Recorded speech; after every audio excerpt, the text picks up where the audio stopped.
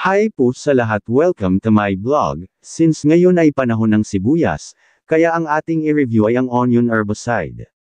So halika po, samahan niyo po ako hanggang matapos po ang video na ito.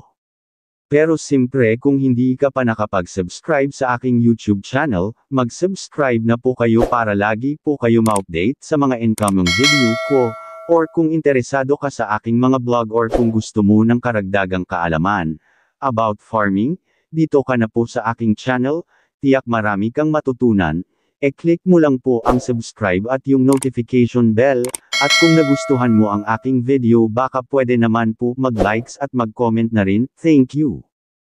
Ngayon ipakilala ko po sa iyo muli ang Oxyprime 24EC herbicide.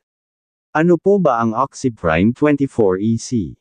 Para saan po siya gagamitin? Ito po ay isang herbicide, para sa selective pre- and post-emergence herbicide for the control of broadleaves, sedges and grasses sa onions. Ang Oxyprime 24EC ay isang contact, non-systemic herbicide. Bilang karagdagan sa direktang pagkilos nito sa lumalagong mga damo, ang produkto ay bumubuo ng natitirang kemikal na hadlang sa ibabaw ng lupa na nagsisilbing herbicide sa mga bagong umuusbong na damo.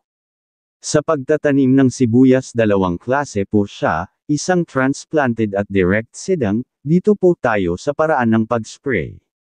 Para sa transplanted onion, timing of application for transplanted onion.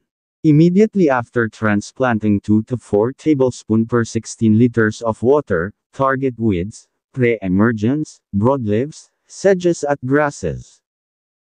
Para sa 6 to 14 days after transplanting, early post-emergence. Broadleaves, sedges, grasses, ang kanyang dosage rate ay 2 hanggang 4 na kutsara sa 16 liters na tubig. Para naman sa 15 days after direct seeding, 3 kutsara sa 16 liters na tubig. Ang kainaman ni Oxyprime 24EC herbicide, ay pwede po siyang ihalo sa ibang onion herbicide katulad ng select herbicide, one-side herbicide, saka wala po siyang interval spray hanggat may tumutubong damo pwede mo siya sprayhan ulit. Ang active ingredients ni Oxyprime 24EC herbicide ay oxyflorphan. Sana po sa pamamagitan ng mga video ko, sana po makatulong sa inyo para marami kayong pagpipilian ng mga lason or chemical na pwede po ninyo i-apply sa inyong mga pananim.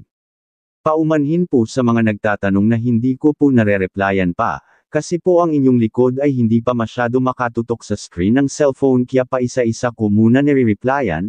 Pag talagang urgent pupuntahan nyo na lang po ako sa Facebook, same account lang din po. Thank you.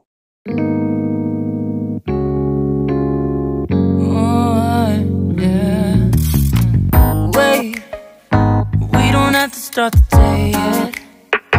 I just wanna stay, even if we run late. This morning let's take our time. Everybody needs a break, right? Sometimes